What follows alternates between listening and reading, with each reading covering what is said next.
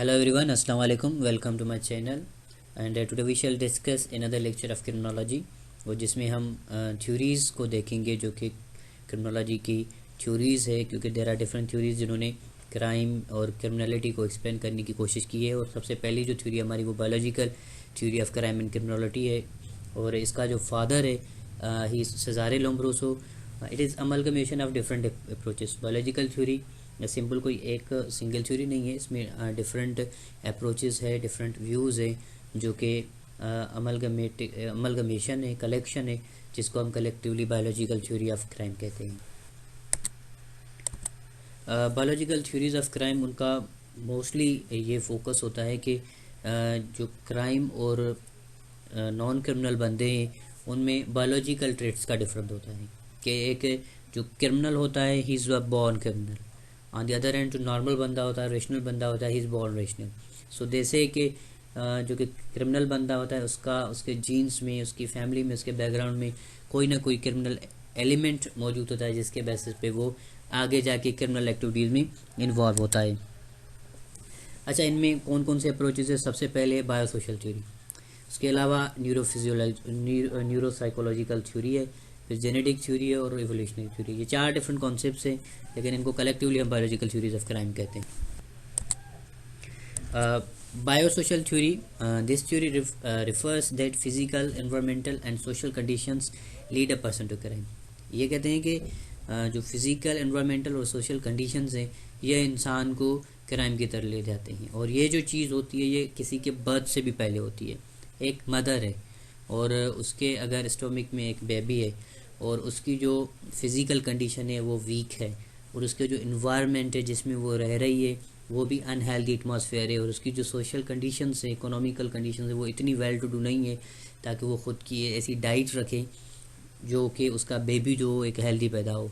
सो ये जो डिफेक्ट्स हैं, चाहे वो फिज़िकल और इन्वायरमेंटल कहाँ से भी किसी मदर में अगर आ जाते हैं, तो वो जो बेबी उसके स्टमक में होता है वो जब बॉर्न होता है वो डिफेक्ट्स के साथ बॉर्न होता है। उसके mentality level as compare to the students वो लो होती है, उसकी जो सोच होती है वो भी थोड़ी डिफरेंट होती है।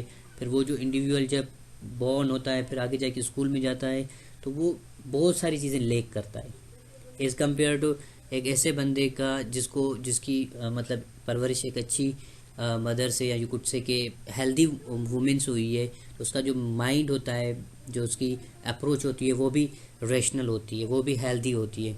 तो फिर वो जब बंदा उस क्लास में होता है तो ऐसा से कमतरी का शिकार होता है। अल्टीमेटली उसकी परफॉर्मेंस जो होती है ज़ीरो होती है, तो वो टीचर्स के रिव्यूज़ भी देखता है, कलीग्स के रिव्यूज़ भी देखता है।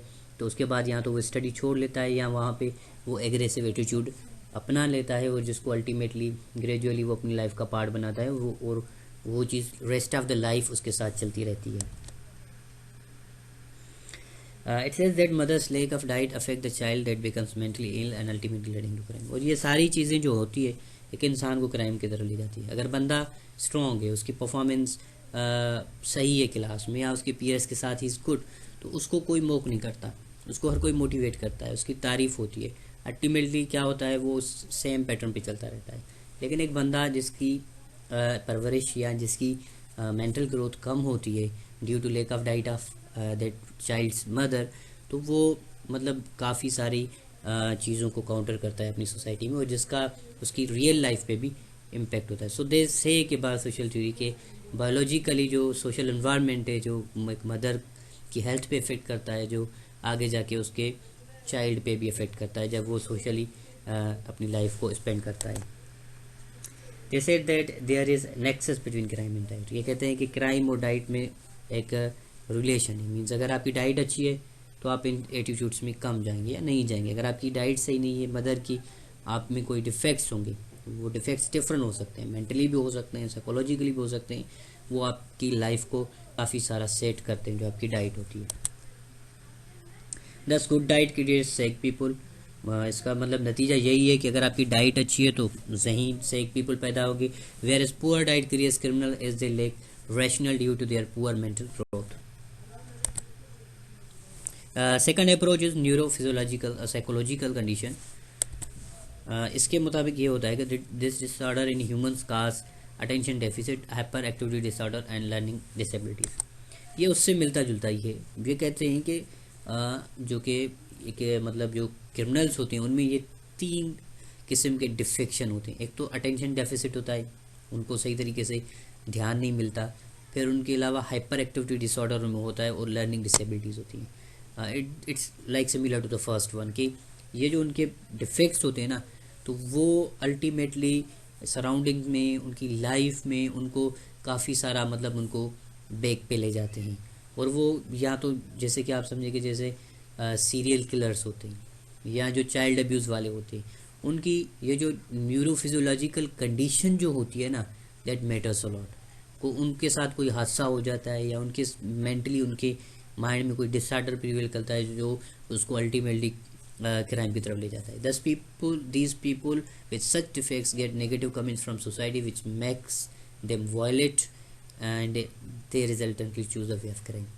इनके जो डिफेक्ट्स होते हैं, इनके अंदर ये जो डिसेबिलिटीज़ होती हैं, इन पे जो आउटसाइड कमेंट्स आती हैं, से सपोज 2 स्टूडेंट्स हैं या 2 बंदे हैं, एक ही पेरेंट्स के बच्चे, एक मेंटली या अब यू कुड से कि जेनेटिकली सही पैदा हुआ है, एक के साथ ये डिसऑर्डर है, और वो दोनों एक ही स्कूल में पढ़ते हैं और एक का रिजल्ट पॉजिटिव है, एक का नेगेटिव है।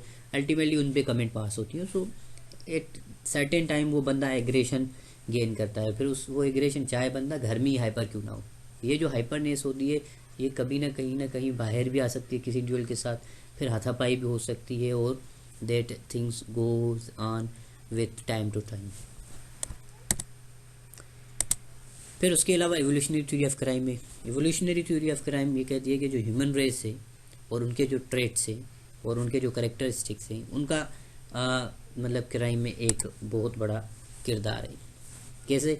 अगर पेरेंट्स एग्रेसिव हैं, जेनेटिकल अगर पेरेंट्स एग्रेसिव हैं, उनके बच्चे वो क्या करते हैं, मोर पैदा करते हैं। फिर अल्टीमेटली वो जो पेरेंट्स का एग्रेशन होता है वो चिल्ड्रन में शामिल होता है। मतलब अगर आप किसी रेस को देखें, किसी कौम को देखें, भाई से सपोज के एक पर्टिकुलर कौम हिस्ट्री में मंगोल हाइपर्स या यू कुड से एग्रेसिव रहे हैं, तो उनकी एक हायरार्की है। लाइक वो जेनेटिकली हैं, कुछ ऐसी कौमें हैं जो बिल्कुल नॉर्मल सिविलाइज्ड हैं। और यही एक मिसाल है फैमिली टू लेवल पे कि अगर पेरेंट्स हाइपर हैं, उनमें कोई ब्लड प्रेशर का या किसी चीज़ का भी कोई है, तो अल्टीमेटली जब उनकी औलाद होगी वो सारे ट्रेड्स उनमें आएंगे। सो दे से कि जो कि मतलब क्राइम है वो ट्रांसफ़र पेरेंट्स से होता है, वो कोई आउटसाइड थिंग नहीं है। ये जितने भी डिफरेंट अप्रोचेज है बायोलॉजी की, दे ऑल से कि क्राइम चाहे वो मेंटल डिसऑर्डर हो, चाहे वो डाइट की डेफिशिएंसी की हो, या आप कह दें कि ये एक इवोल्यूशनरी प्रोसेस है जो कि पेरेंट टू पेरेंट फिर उनके चिल्ड्रन चलता आता है। यू कुड से कि वो कहते हैं कि किसी के किसी पढ़े लिखे इंसान का या किसी वाइज इंसान का या किसी रिच इंसान का बंदा लेस क्राइम में होता है बनिस्बत एक यू कुड से कि पुअर बैकग्राउंड के बंदा हो या जिसका ऑलरेडी क्राइम के साथ कोई फुटप्रिंट्स हो, तो वो वहाँ से ही उनके पास होता है। सो ये नहीं कि सोसाइटी से सीखते हैं, they are born criminals. Criminals are born, they don't get any affection from outside world. ये तो मैंने बात की, it's extension of that thing. Thus, crime is not an outside force, it exists in individuals' genes. The criminals are different from the other people physically and mentally. इसका simple सा एक philosophy biological theory को अगर आप रखेंगे तो ये आप ये कहेंगे कि अकॉर्डिंग टू देम कि जो क्रिमिनल्स होते हैं वो कोई आउटसाइड फोर्स की वजह से नहीं बनते। इंसान के अंदरूनी कोई फॉल्ट होते हैं, चाहे वो जेनेटिकली हो, कोई किसी भी वजह से हो, फिर उनकी वजह से अगर उनको सोसाइटी में कोई रिएक्शन नेगेटिव मिलता है या खुद उनके साथ मेंटली ऐसा डिसऑर्डर है, तो वो क्राइम की तरफ जाता है, चाहे वो मेंटली हो या फिजिकली हो। What Lombroso said that nails of criminals are bigger than that of normal human beings. एक एग्जाम्पल, सेजारे लोम्ब्रोसो ने जब इस थ्योरी पे काम किया, बायोलॉजिकल थ्योरी ऑफ क्राइम, और मेरे इस प्ले लिस्ट में अगर जाएंगे तो इंडिविजुअली मैंने सेजारे लोम्ब्रोसो के क्रिमिनोलॉजिकल थॉट पे बात की है कि according to him criminals non criminals से कैसे डिफरेंट है। ही सेड कि अगर आप उनकी फिजिकल अपीयरेंस को देखें ना, अगर आप उनके नेल्स को देखेंगे, क्रिमिनल्स के जो नेल्स हैं वो पाँव के और हाथों के वो बड़े होते हैं, लाइक टो जो होता है उसके जो नाखून होते हैं वो बड़े होते हैं, उनके फेशियल एक्सप्रेशन जो होते हैं वो भी डिफरेंट होते हैं, उनके बाल जो होते हैं they are also different. He said कि उनमें जेनेटिकली वो इन डिफरेंट मतलब फिजिकल अपीयरेंस से पैदा होते हैं।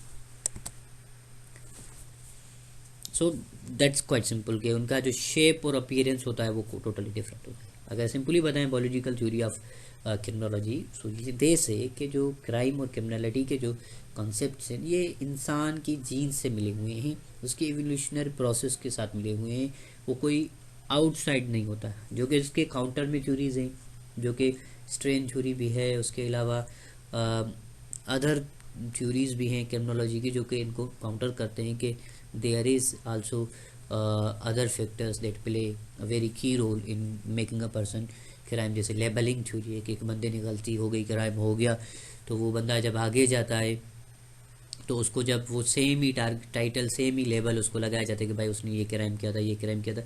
वो रिपीटेशन भी इंसान को आगे जाके क्रिमिनल बनाती है। दैट्स के अगर इस थ्योरी को आप क्रिटिसाइज करेंगे that you could have many headings, you could give your personal examples and personal headings कि नहीं कि देयर आर मेनी एग्जाम्पल्स के ये नहीं हो सकता कि एक क्रिमिनल का औलाद क्रिमिनल ही हो। वो क्रिमिनल एटमॉस्फेयर में पला बढ़ता है इसीलिए वो क्रिमिनल होता है। लेकिन जब उसको आप अगर ले जाएं किसी ऐसी जगह पे कि जहाँ पे एजुकेटेड एटमॉस्फेयर हो, so he would definitely be a rational. और it's not altogether the holistic view के this is the only way के जो criminals हैं, they are born criminals. This is just an explanation that we have. और अगर paper में आए इस थ्योरी पे तो डेफिनेटली आप इसके फीचर्स बताएंगे कि इसकी इवोल्यूशनल क्या है और इसका फादर कौन है और कौन कौन से इसके मैनिफेस्टेशन है। आखिर में इस पर क्रिटिसिज्म ज़रूर देना है दूसरे थ्योरीज का कि no it is not like that, there are other theories. क्योंकि करंटली अगर हम दुनिया में देखें दैट इज़ रेशनल जो थ्योरी है जिसमें एडविन सूदरलैंड का यूटिलिटेरियन कॉन्सेप्ट है कि इंसान जो है कि वो रेशनली वो बहुत अच्छा है, लेकिन उनको हालात के क्राइम में ले जाती है, उनको रिहेबिलिटेट किया जाए, उनको पनिश नहीं किया जाए। So these examples are quite important ताकि आप उनको मतलब काउंटर भी कर सके। और दूसरा, किसी भी पेपर का अटेम्प्ट करने के लिए ये बहुत इंपॉर्टेंट होता है आपको उस सब्जेक्ट के राइटर्स का पता हो, वो नाम याद हो। अगर क्रिमिनोलॉजी है तो आपको सेजारे लोम्ब्रोसो का पता हो, सेजारे बेक्रिया का पता हो, उसके अलावा एडम सूदरलैंड का पता हो, एमएल डार्कहीम के कॉन्सेप्ट्स का पता हो, राफाएलो गालोफलो, ये these concept are quite important. और ये जो कॉन्सेप्ट्स हैं, ये जो प्रूफ्स हैं, जब आप अपने क्वेश्चन में इनको मेंशन करते हैं तो दे डेफिनेटली साउंड वेल और आपको बनिस्बत दूसरों से मार्क्स अच्छे मिल रहे। So thank you very much, good bye till next time. अगर इस लेक्चर में कोई भी मुझसे लूप होल हुआ है so I apologise for that and till then goodbye, अल्लाह हाफिज़। Kindly share, subscribe my channel. Thank you very much.